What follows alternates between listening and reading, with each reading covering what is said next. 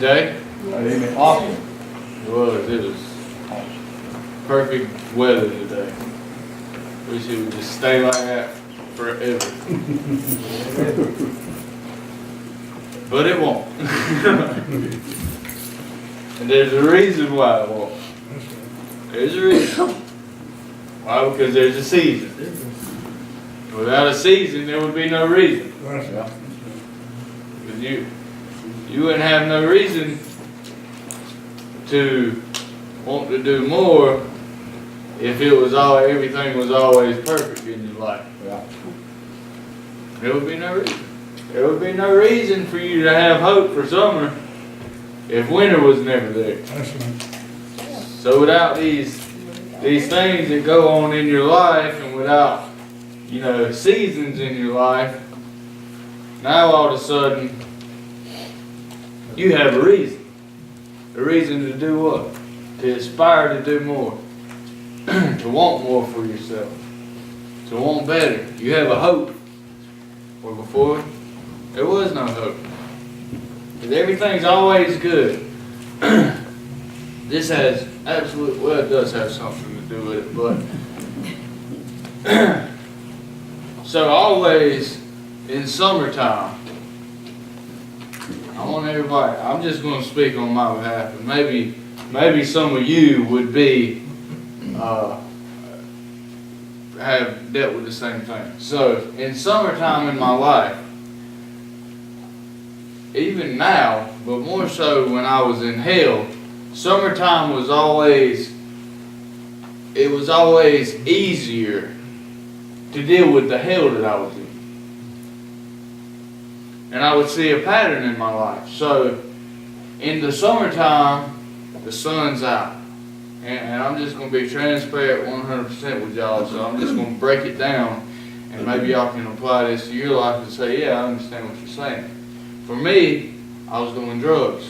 Okay, so in summertime, the sun's out. I mean, it's beautiful. I could work, I could do things in order to support my habit. In wintertime, everything slowed down. So therefore, it was a struggle in order to support my habit. Now, we learned this morning that habit, my habit, it was bread. It was the manna that God gave Moses. It was the law. I was under the law. So therefore, it did not fulfill me. It did not suffice me for any amount of time, because it was only given to me while I was moving forward. Think about that. The bread that God gave them, that was only temporary. It was only temporary. It was only just enough so that they can continue on their journey. To give them just enough strength to get them to the promised land, to where they needed to be. So, that bread, we also learned this morning that bread, alright, let's just do this all over again. Numbers 14. Let's just do this. Because I don't know, but that was good to me this morning. When I was reading that, I was at my house, sitting in my robe, and I got really excited. All by myself.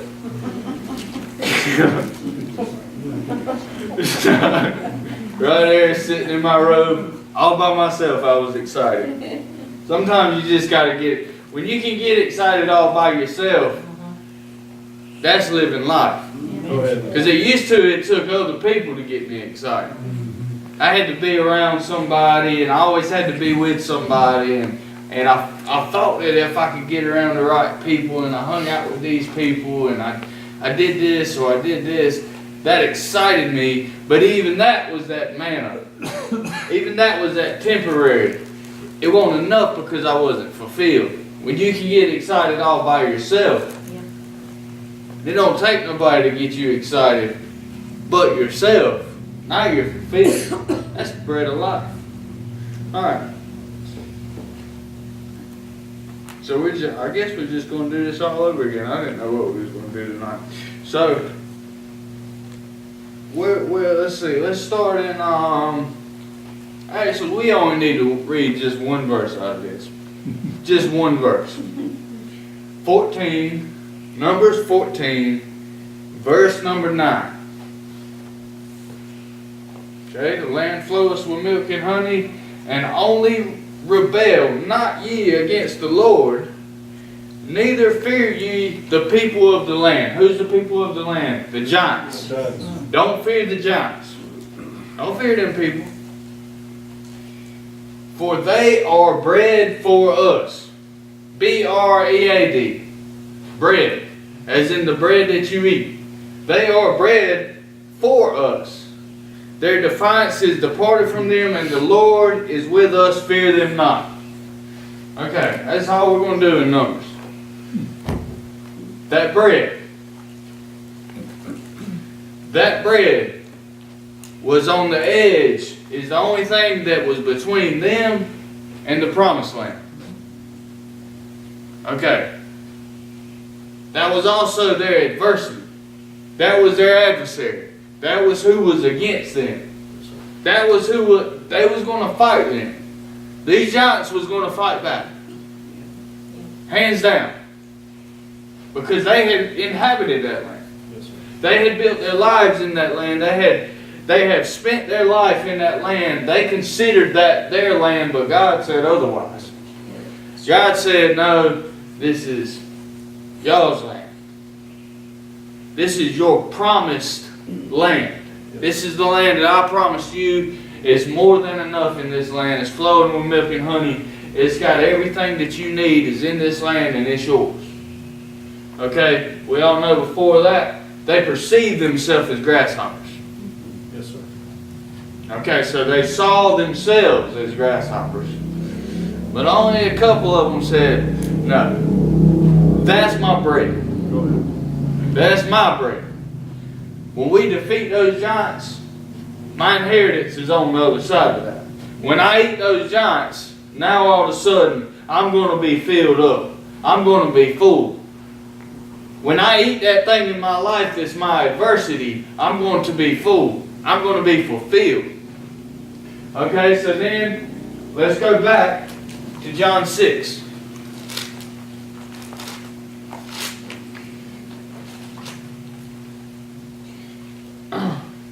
John 6, and we're going to start in 32. Actually, let's start in 28. When you're ready, say, let's get it. Let's get it. Okay. Get her done. Then said they unto him, what shall we do, that we might work the works of God? Jesus answered and said unto them, this is the work of God, that ye believe on him whom he has sent. Jesus. Okay? Then said therefore unto him, what signs showest thou him? They're looking for signs. They're looking for signs just like way back when in the wilderness they were wandering through the wilderness, they wanted a sign. See, everybody wants a sign in their life. I used to dictate my life upon a sign. Oh, I'm not the only one here. Oh, God, just show me a sign. Yep. Just give me a sign. Please, God, just, if you give me a sign, if you give me a reason to come out of this hell I'm in. I needed a reason to come out of hell. I'm not the only one, okay. So I sit there in hell, being an addict, a drug addict, and would sit there and tell God to show me a sign.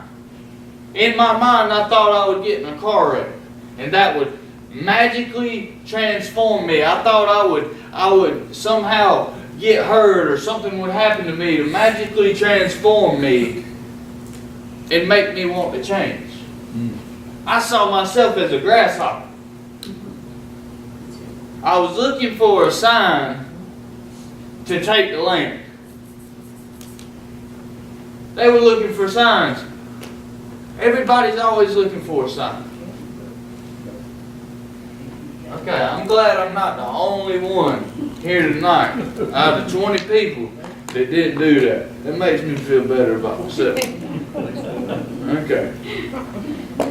So,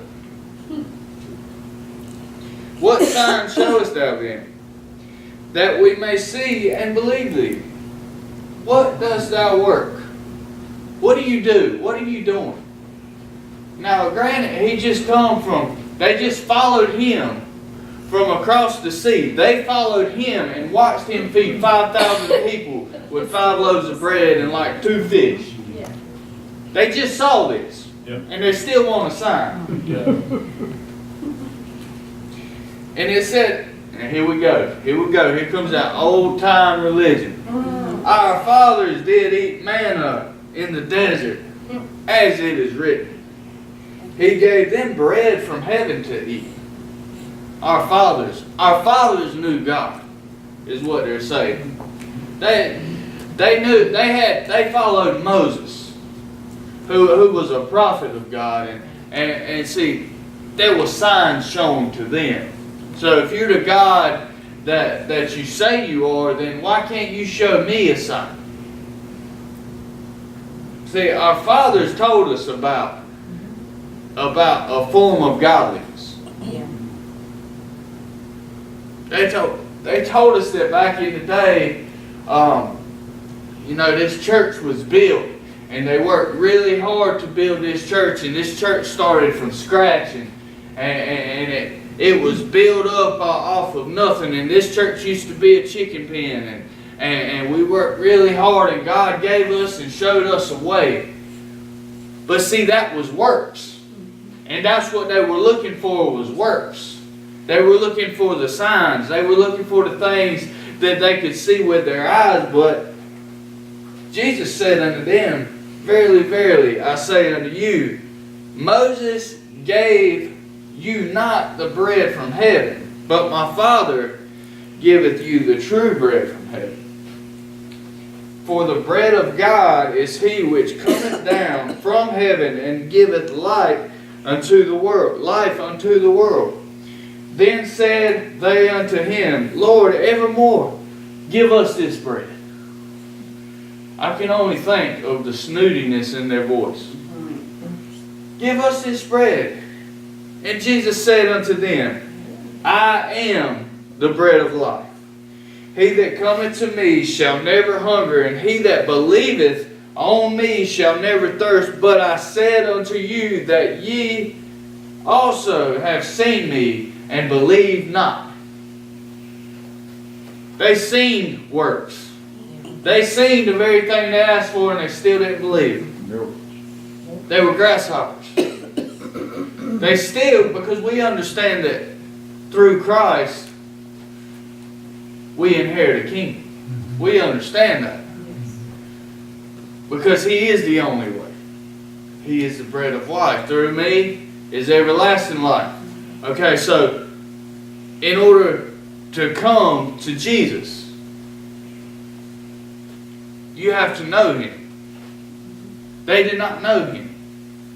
All they wanted to do was talk about it. They wanted to see something that they could talk about. Go ahead. A lot of in church, a lot of things that's going on is they just want to see things that they can talk about. Go ahead. But see, it's not real to them because they don't believe. They don't believe what they're seeing. It hasn't become real to them. Therefore, they're talking about the giants. Go ahead. They're talking about the land that's beautiful, and they're talking about this promised land. But yet nobody wants to enter in. There's no Caleb in the bunch to say, you know what? That's my bread in there. That's my bread. I'm going to get it. See, that same bread is the bread of life. This story just repeats itself all throughout. There's no reason. It's not coincidence that he's talking about bread right here. It's no coincidence. Okay, so let's just keep reading. Where are we at? 37. All that the Father giveth me shall come to me, and him that cometh to me I will in no wise cast out. I won't cast them away. You come to me, I will never cast you away. Okay? That's what he's saying. For I came down from heaven, not to do mine own will, but to do the will of him that sent me. And this is the Father's will, which hath sent me, that of all which he hath given me, I should lose nothing. Nothing. But should raise it up in the last day.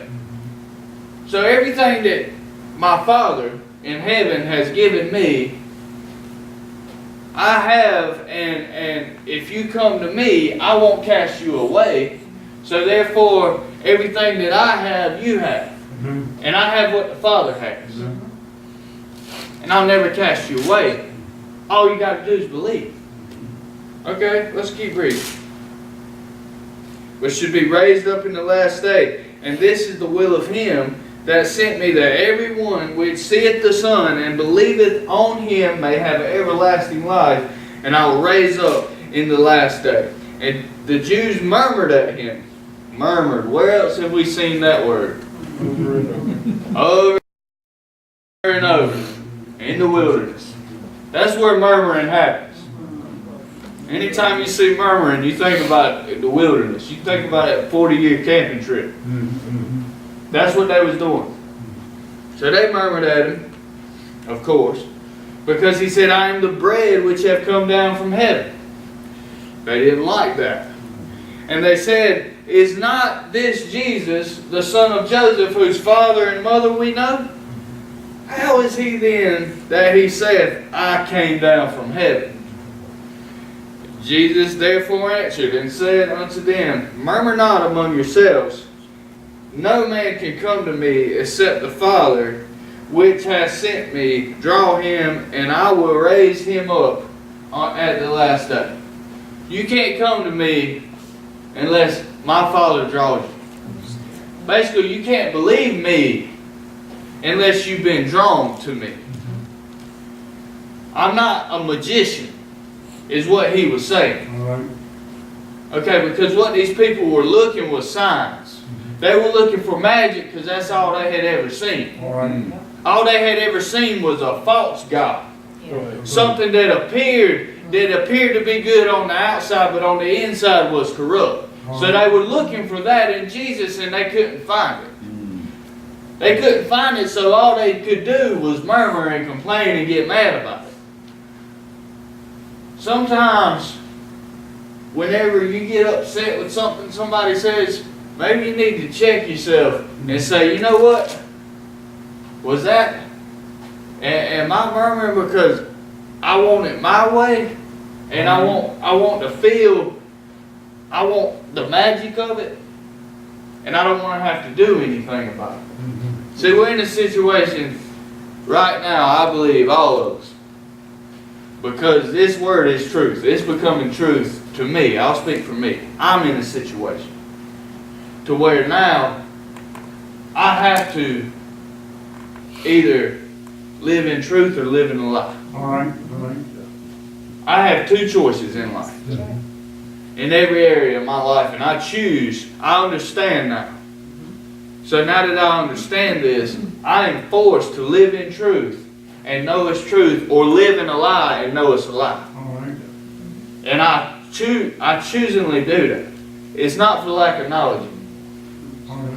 See, but these people, they wanted the magic of it. So they were getting upset because their lives were being exposed. So now they had to either turn over to truth and be drawn to the Father, be drawn to these words, let these words become real to them. They had to do that because Jesus was standing right in front of them. Jesus is standing right in front of us right now. Right now. And you either accept him or you murmur and complain and reject him. And go talk about it. Lip service. And say, I seen him. A lot of people say they seen Jesus. They know Jesus. Yeah, they met him. But they don't have a relationship.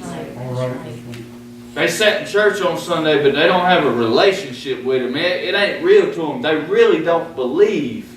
But they can talk about him just enough to say they know it. But on the last day when he went to the cross, that's when we'll be raised up. That's right. Amen. The last day. Go ahead. That was the last day, is when he hung his head and the locks of his shoulders. That was the day that all this truth was revealed. That's the day that all this truth that we read about now came into fruition, came into fulfillment. And that's the day that everything in between heaven and earth became one. All right. In that day. But that's where you'll be raised up if you believe. Mm-hmm. On that day of death happened. That death was no different. That's the day he became the bread of life. Go ahead. That day. Mm-hmm. So if he became the bread of life on that day was the day that we have the opportunity to enter into his kingdom from that day on. All right. All right. Okay, so that adversity, that death that happened that day is that giant. Go ahead. And that giant that you see, that adversity that you see when you kill it and you eat it, on that day is when you'll be raised up. Yeah. On that day. On the last day, because that's the last day of the old Adam. All right. That was the last day. Now, whenever you kill that, you eat that giant, you kill that giant. I'm going to go there. Go ahead. Brother Dale busted this out on me. We couldn't go there this morning, but we got time tonight. We started talking about David and Goliath. Go ahead. So David and Goliath had these 5 smooth stones. But we know it only took 1 stone to knock him down. Go ahead. Using the tools that he had. Mm-hmm. Okay, what tools were that? That was the same tools that in his past he had perfected himself with. He had become good with those tools. He had used that slingshot, and he had faced adversity in the past and overcame it using the tools that he had. So the other man's armor wouldn't fit. But see, he knocked the giant down, and this is where we didn't get this morning. That didn't kill that giant. It was the sword. Yes. The sword of truth All right. Yes. that killed that giant. Yeah. It was the sword that cut off the head of the giant, cut off the life support, cut off the idea, Yes. cut off that mindset of the giant. Mm-hmm. And now what are you left with? The land, which is truth, Yes. which is your inheritance. Amen.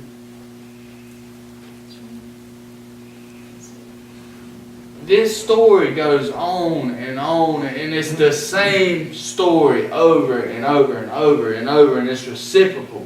And every time, guess who wins? Truth. Truth wins. Every time. Every time. Truth wins. Yes, sir. And until you become true with yourself, those giants are in you. Okay, yes, this is natural, but there's a reason it had to happen natural so that it becomes a law. It's like gravity. What goes up must come down. This thing is a law. Mm-hmm. Truth is a law. There's a law of truth, and that law was not issued until Jesus died on the cross. Go ahead. That is when that law came into fruition, because now there was a reason for the season. Mm-hmm. Now we have a hope when before there was no hope. Now we have a light, a beacon to follow. Now we have summer. We know summer's coming. Yeah. We know it's coming. Truth is the most. It's either the best thing for you or the worst thing for you. And I'm saying that very truthfully because we know truth is Jesus. That's right. Yes. And why I'm saying it's the best or the worst thing for you, because once you know truth, you either reject it or you accept it. Amen. You accept it, it's the best thing. You reject it, you're going to die. Amen. Plain and simple. Because the truth will set you free. Amen. Will set you free. That's the law. Gravity, what goes up must come down. Truth will set you free. Amen. Good. And in sin, in death, you shall surely die. There's two ideas in this world. Two ideas. It's the bread of life or the form of godliness. The manna that fulfills you for a short time, that it's not really good to you. You don't really want to eat it. Because really, I didn't really want to be a drug addict. I really didn't. But it made me feel good for a short amount of time. But I was always going back, murmuring and complaining. Every time.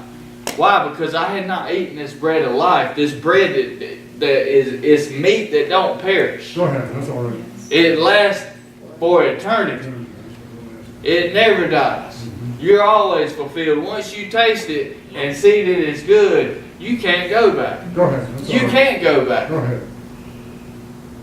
There's people that say they've tasted it, but there's no way they've tasted it. Go ahead. That's what I'm really starting to realize. And it is the truth. I'm really just finally starting to realize truth, I guess. But That's all right. what I'm starting to realize is that once you've eaten of this, your life has to depict that you have eaten that meat. All right. Because it lasts forever. Go ahead. It didn't put no time limit on it. Mm-hmm. It said everlasting to everlasting. So once you eat it one time, there's no way that you're going back to the manna. Mm-hmm. So your life has to depict abundant life. It has to. It has to. And that's hard to say because, I mean, we go through things in our life, but we all go through the storm. Go ahead. Let's go read that. Where was that? That was right before the bread. There's a reason it's before the bread of life. So let's just back up just a little bit. And we're just doing a repeat tonight because this is getting better to me. All right. 6:18. 6:17. So, and they entered into a ship and went over the sea toward Capernaum. And it was dark, and Jesus was not come to them. And the sea arose by reason of a great wind. A great wind arose. Mm-hmm. Think about a wind. What does the wind represent? Think about it. What is wind?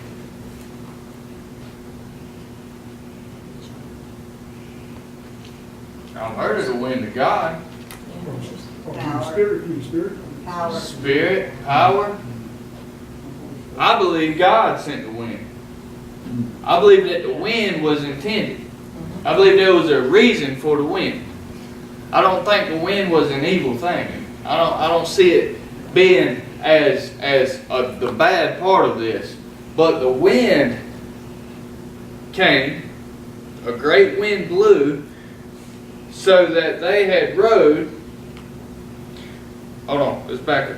And the sea arose by reason of a great wind. Mm-hmm. Okay? Mm-hmm. And they had rowed about 50 and 20 and 30 furlongs. Mm-hmm. They see Jesus walking on the sea, drawing nigh to the ship, and they were afraid.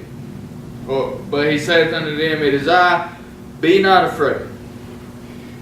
Then they willingly received him into the ship, and immediately the ship was at the land whither they intended.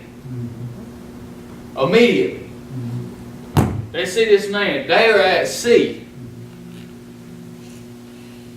I believe that the wind was the wind of God. I believe He sent that wind. He sent that wind so that the sea arose. Now we understand that the sea was the threat. That was threatening their life. Because if that water would have gotten in that boat, it would have sank that boat. Okay, that boat was the only thing they had between them and death. Between them living and dying. So, God sent the wind so that the sea arose. See, sometimes God's going to send a little wind so that the sea arises in your life. And there's a reason for that. And the reason is so you will willingly accept Him in the boat. Because as soon as He got in the boat, they had the right man in the boat. And when He got in the boat, all of a sudden, immediately, they're on land.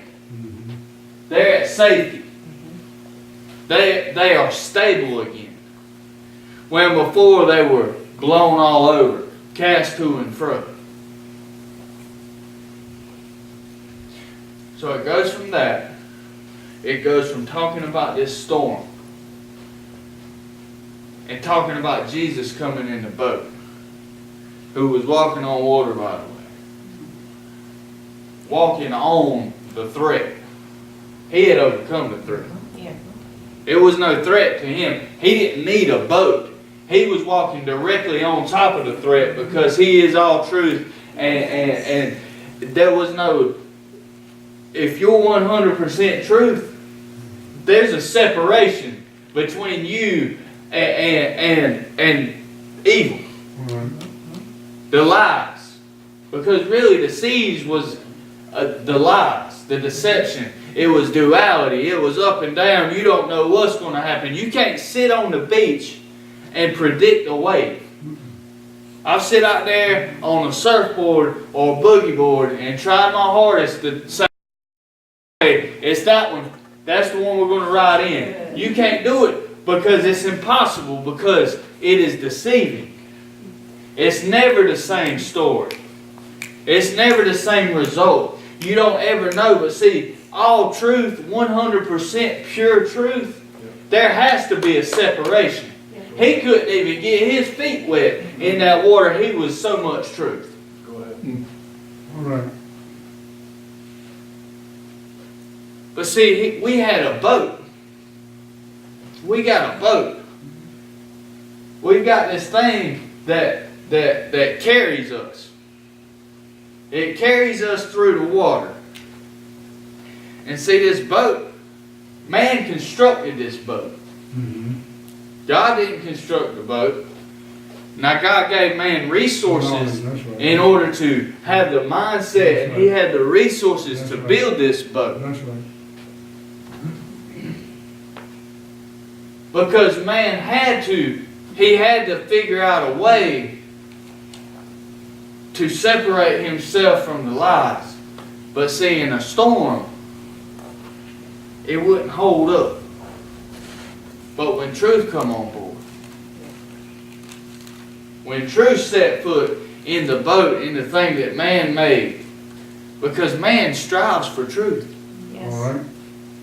Man does not want to drown in the deception and in the fears and in the manipulation of the sea. That's right. I've been there. I've had the sea in my mind All right. where it's sloshing and you're being thrown and you feel like you're drowning. Those seas, man wants to separate himself from that because they had a vision of where they were going to begin with. They knew their destination. And eventually they would have gotten there. Hopefully, if they didn't get lost at sea, which was a possibility, or the boat didn't come in, because if you ain't got the right people in the boat with you, helping dump water out and helping you salvage something, instead of poking holes in it, you're going to drown. See, you'll achieve your destination eventually. Eventually. But with Jesus, with truth, when you can accept truth, you can willingly accept truth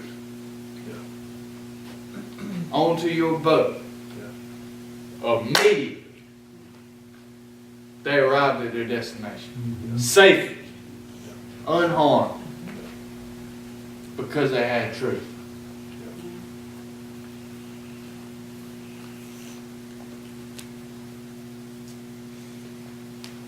There's nothing but truth. That's all we can really talk about. That's it. That's all we have to talk about anymore. We don't have to go down the roads of trying to be theologists and try to figure out, oh, well, why such and such did this. And no, nothing matters but truth. That's right. No matter where it's at, if it is truth, no matter if I speak it to you, Brother Jimmy, or Brother Jimmy speaks it to Brother Tommy, that is Jesus. That is saving somebody's life. That when you can accept truth, because there's two ways to truth. Truth comes from a source and has to be received by another source. All right. Okay, so truth don't just come just out of thin air. It comes from somebody. And if it comes from somebody, then they got it from somebody else. But Jesus Christ is the origin to truth. That's right. That's right. The origin. That's right. Now, it may have been distributed through a grapevine, and you're catching it from the 50th or the 60th source, but nevertheless, truth does not change. It is from everlasting to everlasting. That's right. That's right. The truth is nothing but the truth. So help us, God. Amen. Right. That's right. Think about that. Just think about that. I will speak nothing but the truth. So help me, God. Why? Because that's the origin. That's where it came from. That's where truth comes from. See, when we can look for truth, no matter where it comes from, whatever the source, it doesn't matter. It's coming from God. It's coming from Jesus Christ. Don't matter what source it is.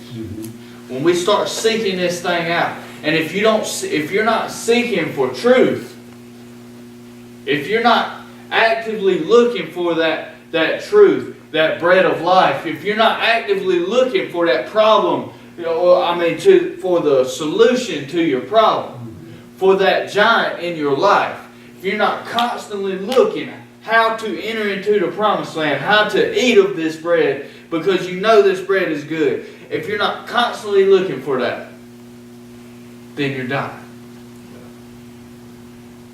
It's truth. That's where it all lies. Yes, sir. Is in truth. There's nothing else to talk about but truth. Yes, sir. I want truth. Yes, sir. I found myself lately, I look for people to right my wrongs. Like people to tell me where I'm wrong. To say, hey, this ain't right. I mean, and I find that I'm doing it more because I've created a pattern of that. See, when you start creating a pattern in your life, we always talk about it. It's one step at a time. One small step. One small step. One brick. One brick. One brick. One brick. That's how you build something. When you start, just start seeking for truth. It hurts. Because we all know truth hurts. Yeah. That's been the saying forever. I mean, I'm sure that's not a new saying. Mr. John, I think you're the oldest one in here. Is that right? Have you ever heard, did they used to say the truth hurts even back then? Yes. There it is. There it is. How long is that, Mr. John? How long ago? 81 years. 81 years, at least they've been saying it. It must be true. But see, the they saw themselves as grasshoppers. Yes, sir. That was untruth. That was not true. That's right. Actually, it was far from the truth because they saw themselves lesser than what they actually were. Even though they were smaller than the giants, they looked down from where they were at and compared themselves to nothing compared to the giants. Your perception of truth. That was true to them. That was true to them. But it was a lie. And the reason why it was a lie, it was the manna that they were still on that manna mindset. I see manna church and I think about that now.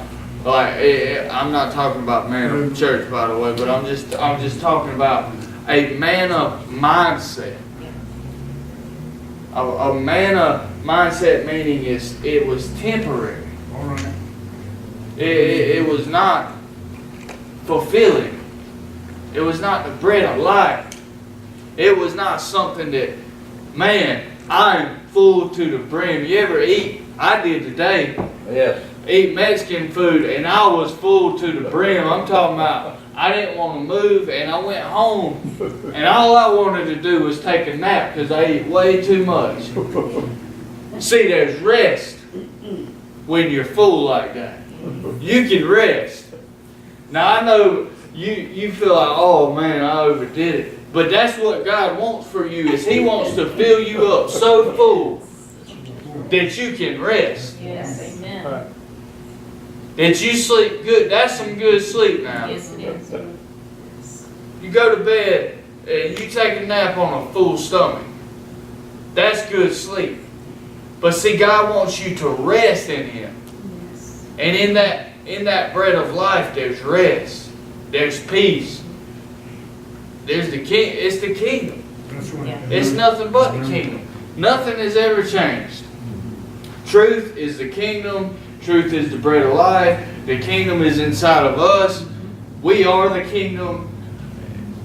Same story over and over and over. But the only way to understand this story, because He told them, I'm sitting here telling you I'm the bread of life, and you still don't believe me. Yeah.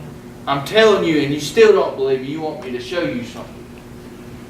If they would have came to themselves and they would have been truthful with themselves, they would have believed on Him. All right. They were deceiving themselves. Why were they deceiving themselves? Because obviously man hides, just like Adam and Eve in the garden. They had to go hide themselves. And in hiding, there's no truth. Mm-hmm. It's deception. Mm-hmm. But when you can be exposed in all your glory, when you are in the nude, you are exposed. You don't want nobody to see you naked. I hope. I don't want to see you naked. Go ahead. Go ahead. Amen. You don't want nobody to see you naked. Go ahead. Amen. But when somebody sees you naked, there's nothing hiding anything about you. You are 100% exposed. There's nothing between you and what you really are. That's truth. Is when you are exposed. When you expose yourself to say, this is what I am. Because when you get down to brass tacks and what you are, and there's nothing else covering you, that's the very thing at which God created. Go ahead. That is truth. We cover ourselves. We hide things. because we don't want somebody to see our imperfections. Go ahead. But those imperfections are there for a reason. Those imperfections is so that you can help bring truth and expose somebody else. All right. And it's not exposure, it's in love. Go ahead. All right. It's in love. It's not me calling you out on what you're doing wrong. No, it's all in love. But when you're exposed yourself, think about this. I know this is maybe going way out there, but I'm gonna go with this. You think about somebody in a for instance, in a locker room at school. Okay, it's something to get down and change clothes in front of people. Mm-hmm.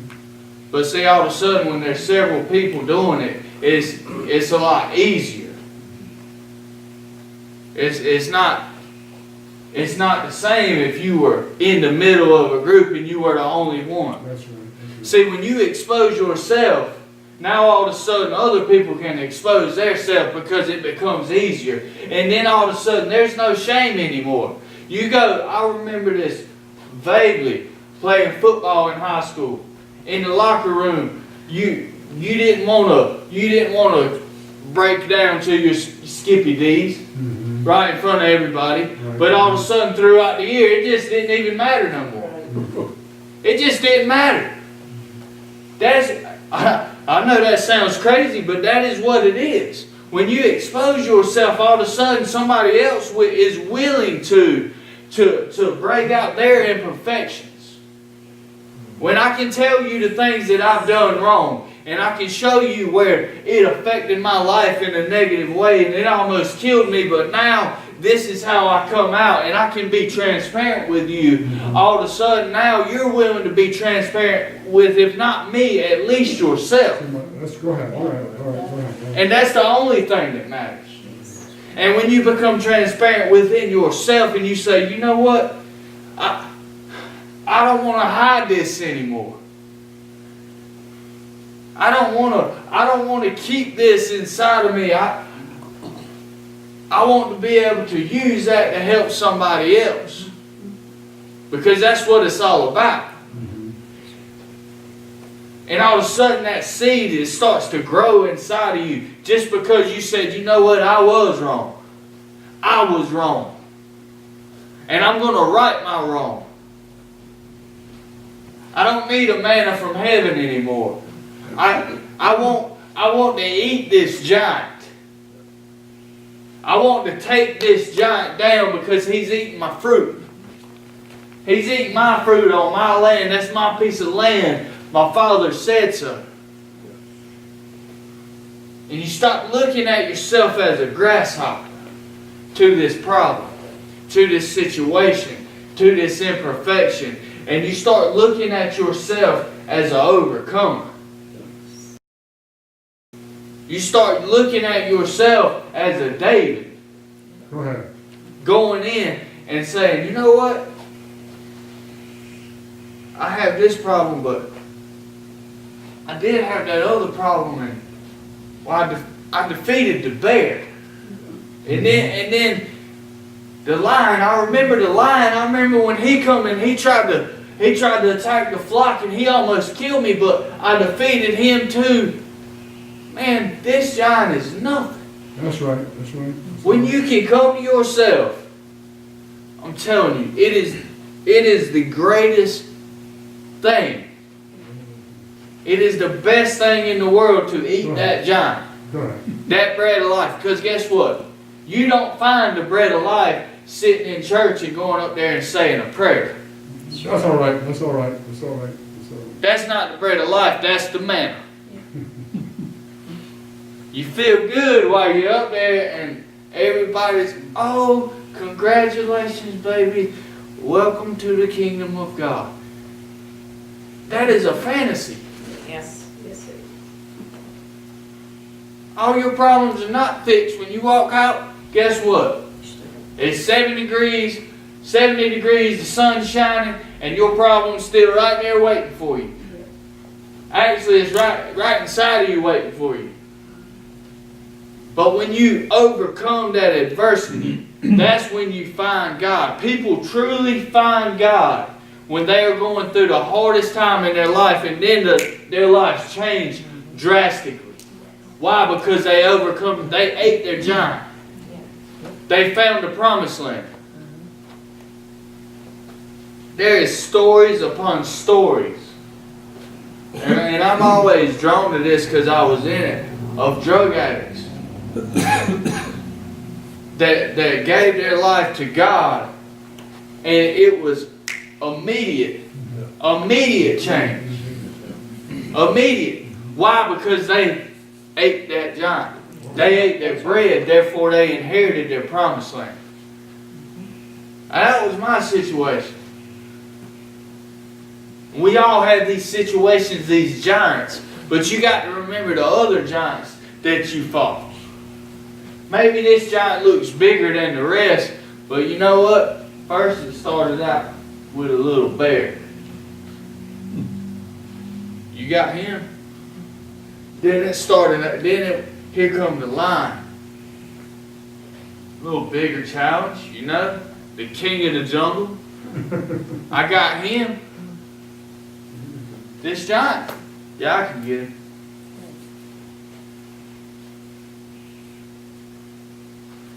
Look back on what you've already accomplished. Even though this thing looks huge, it looks bigger than you because maybe it is bigger than you.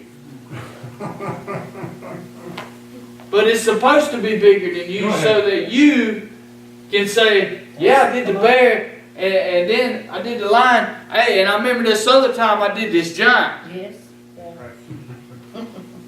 So who's next? Come on now. What's next in my life? That's when you start seeking truth. Because if the giant is the bread, and if you eat the bread and you attack the biggest thing in your life, and you attack what's greater than you and what seems so big, when you attack that thing, and if that's the bread, because he said it's bread for us. If that's your bread and your promised land is on the other side of that bread, then whenever you eat that bread, guess what? You're on up and up from there. Because now there's truth and nothing but truth. The bread of life. That's when you start seeking truth. Because now you want to get, you got that giant. Now guess what you're doing? I think of, when I read the Bible, I think of it like a movie, man. I see them boys, Caleb, going in, like ready. I see them going in, ready to overtake this land. I see them sitting, looking through the trees, watching these giants, and sitting there and saying, that one's mine. That's yours over there. I want that one. And I see them going in with everything they got. And that's how you got to do it. Do you think they went up there and waited for the giant to do something? They went in with everything they had. Hollering, screaming. Because guess what? They wanted them to know they was coming.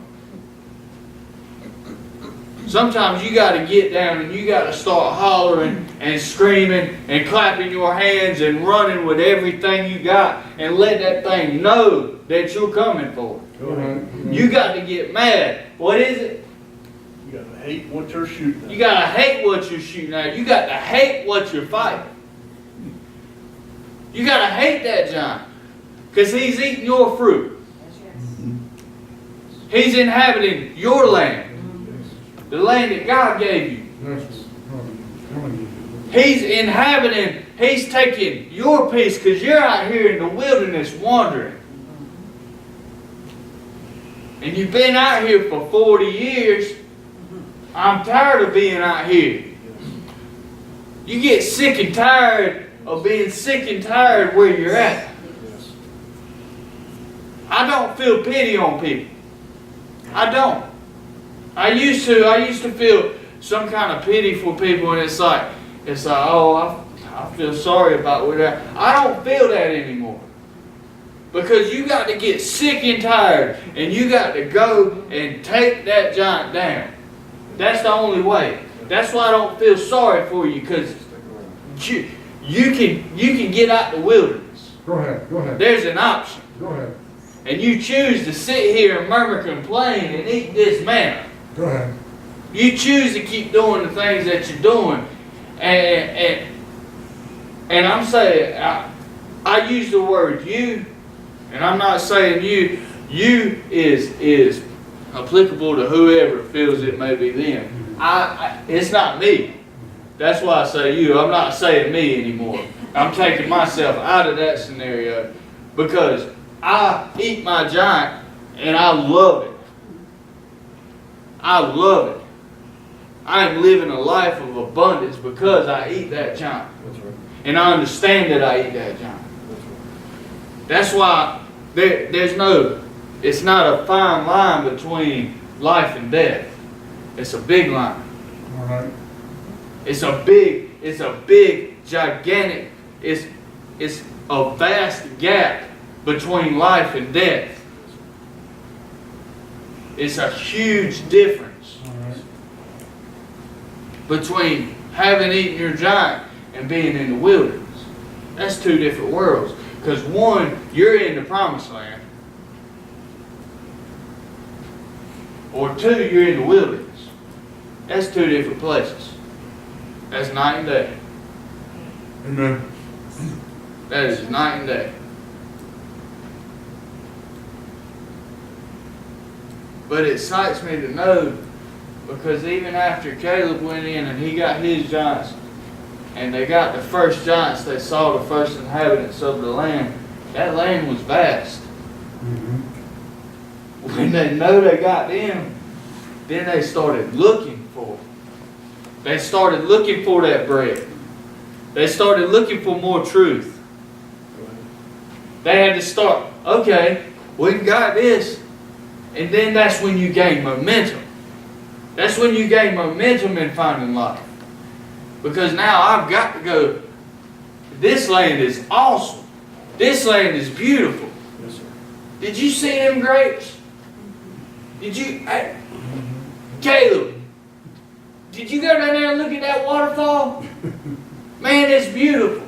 Yes, sir. Have you seen this? Have you seen it? Can you imagine the excitement when they have been spent their whole life and their parents have spent their whole life trying to find this thing and they got it and they overtook it? Can you imagine the excitement? I've seen that in my life. Yes, sir. And there was a brief moment when I stopped and I just took it in. I just took in the beauty of what I had gathered. I just sat and I looked around and I took it in. But then it's back to work. Right now I feel like I took time and I soaked it in. I soaked in the beauty of God, of the land that He gave me. I soaked in the kingdom. But I feel like now there's more land to be had. There's more giants down there in the bottom through the woods over there. We can't sit here. I know there's more. And I also know that they're living down there for a reason, because they're only going to pick the best land to live in. All right. Why would you live? There's a reason why real estate costs more in other places and it costs less in other places. Right. You go to Raleigh, you're going to pay top dollar. All right. Okay, Wake County, come to Harnett County, it's cheaper. There's a reason for All that. right.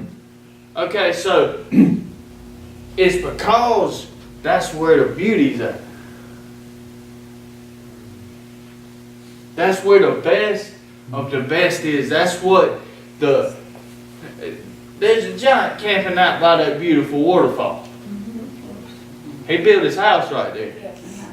He's hanging out there. There's another one beside that big old row of grapevines that's got the grapes on it that big. There ain't one down there in the thorns and the bristles. Go ahead. There's not one in the lowlands, so his camp can get flooded. Only in the most beautiful lands, that's where your giants lie. Yes, sir. That's where they built their inhabitants. That's where they built their house. So whenever you go in, that's where you need to go, is to the giants. So we try to sneak around the giants and still get little pieces of the land. We try to. Go ahead. But we just get the thorns and thistles. We eat blackberries, that grow on the thorns. And we getting that kind of stuff. But the good stuff is where the giants are. The good stuff is where your adversity is. The good stuff, you got to fight for it. You got to go in and come out with some blood on you. You got to slay that thing. You got to devour it. You got to remove the head from it. You've got to completely change that mindset. That's where the good stuff's at. That's what I want. Yeah. I feel like that's why we're all here, because that's what we all want. Yes, sir. And it's very accessible. Yes, sir. Very accessible. The only thing you got to do is stop seeing yourself as a grasshopper.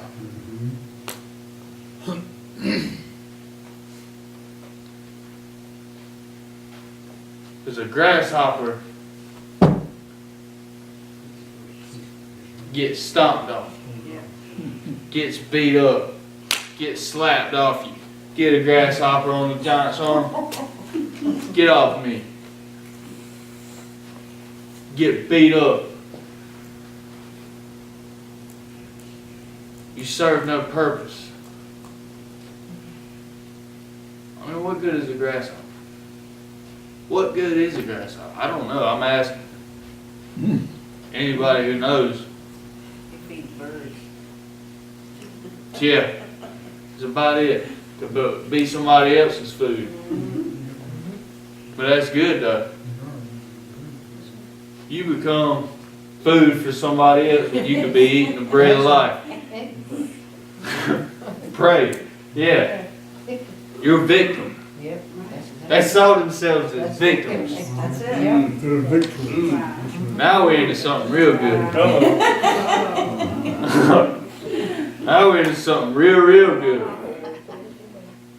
Because we all know we live in a society of victimhood, a victimhood a society where everybody sees themselves as a victim. Oh, I didn't do nothing wrong.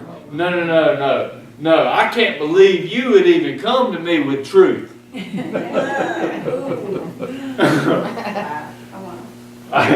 I couldn't even believe you would even try to come at me with truth, is what you're basically saying. Because I do no wrong.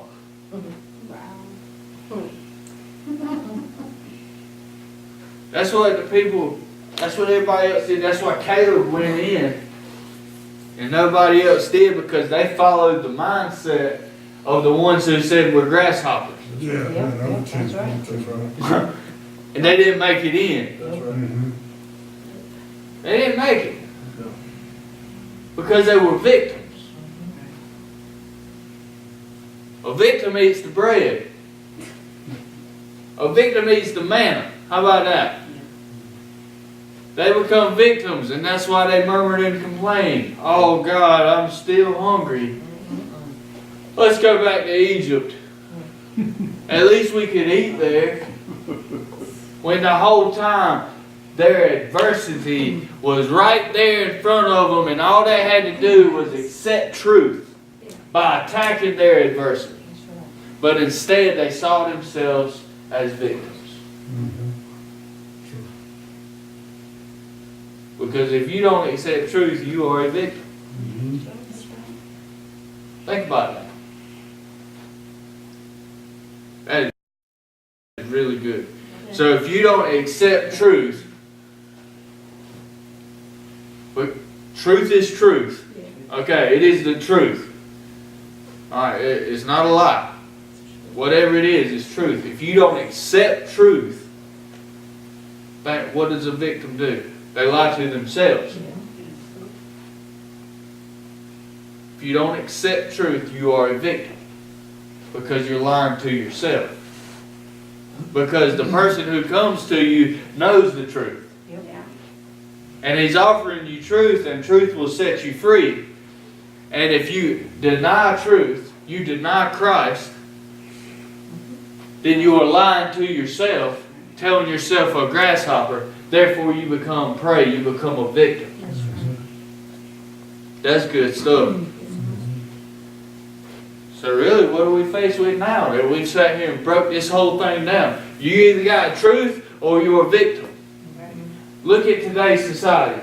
That's where we're at. Nope. That's where we're at. We've never been here before. All right. I believe that. We have never been this far before. The gap is closing. Or I mean not closing, the gap is opening. Far from you either over here or you're over there. It's either truth or it's a lie. You either are a giant eater or you're a grasshopper. All right. That's where we're at. It's either life or it's death. That's good. Yep. I think that's great. All right. Some people don't want to hear that. And there's a reason. Why don't you want to hear it? Because it's truth and you're a victim. That's right. The victim never hear truth. Never would. That's right. They can't receive it. Because you perceive yourself as a grasshopper. What does a victim do? A victim glory, they enjoy being victimized. They wallow in it. They do.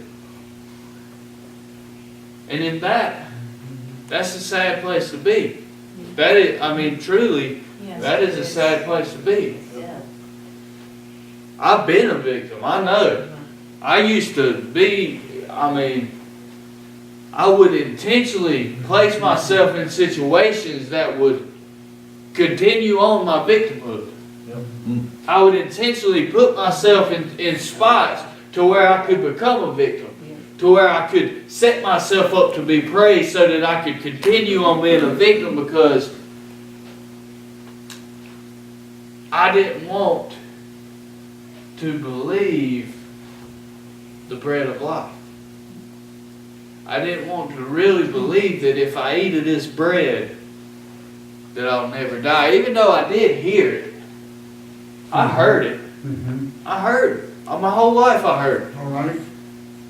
Okay, I heard it a lot longer than most people heard Go it. ahead. But I didn't want to believe that if I just eat of Him, then I would be fulfilled. And that was the truth. That's right. That's okay. And if I could just eat of Him, I didn't have to be a victim anymore. I didn't have to become prey. I didn't have to constantly be pummeled and be beat down and tore up and be lowly. A grasshopper is lowly, lower. That through truth I could come higher. Because it said in the last day that you will be raised up. You're raised up, you're growed up from a grasshopper. Young grasshopper. That's what I always think about. Young grasshopper. But you'll be raised up from that mindset to where you are higher than. You think higher than. You think more of yourself. You think greater now. You can see farther now. You can see past that giant and finally see your promised land. Yes, sir. Grasshopper can't see over the grass. That's right. Only for brief seconds when he jumps up and...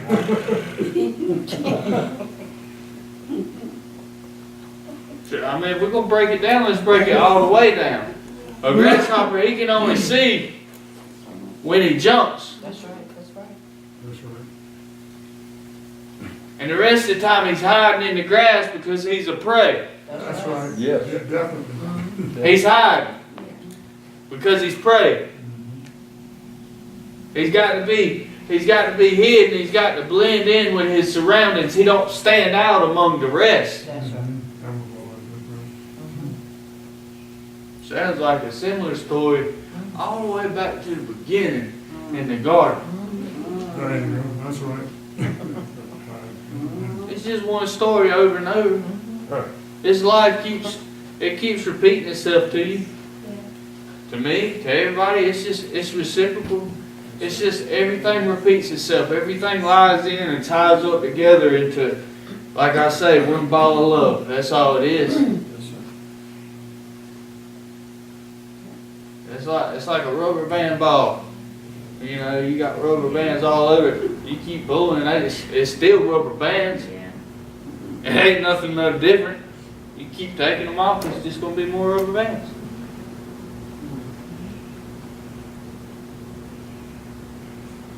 But see, we're trying to fine tune this thing. We're trying to perfect this thing, and that's what we're doing. What we did, we just took this. I'm going to be honest with you. Half the time, I don't know what we're going to talk about. I mean, I'm just being straight with you. And I hope it's good. It's awesome. I mean, but It's always good. Always. I feel like the more time I spend studying, when I get up here, it's like I can't feel it. I don't feel it. Yeah. It don't feel right to me when I sit down and I really try to like put something together because it's not me. That's right. The Holy Spirit. Every time I come in here and I ain't got a game plan, it turns out the best. Yeah. The best work. To me, it's the best one ever. All right.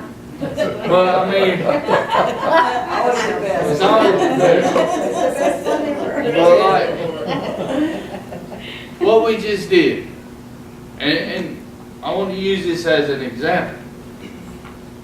We just took scripture and broke it down to nothing. To a grasshopper hiding in the grass. Yep. That's what God intends for you to do with your life. Is to take this and fine tune it and press it and get tighter and tighter and get more and more depth out and get tighter and tighter and tighter till you have life. And each step you take, you're getting tighter and tighter and tighter, and you're becoming tighter and tighter and tighter inside of Him. You're growing into His stature. You're becoming one with Him. That is the whole goal, is to become into His stature, to grow into His image. That's right, that's true, that's right. His very image. That's true, that's right. To where everything that we do, every step that we take, every thought that we think is Him. That's right, that's true, that's right. That's what we're trying to get to. Say, oh, that's crazy. No, I believe that with everything I got, that is what we're trying to get to, and that it is 100% achievable. Yeah. It is achievable. Yeah. If it's not achievable, then all this is a lie. And all that's not a lie. No, no, no.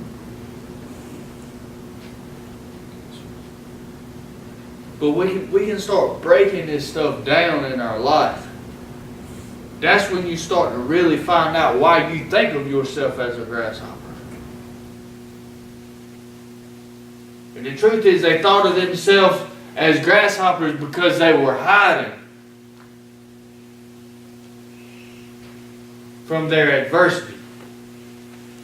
They didn't want anybody to see them. Because at the point at which they said, you know what, we can overtake this giant. They had to think higher of themselves, therefore they could be visibly seen by the giant and by others.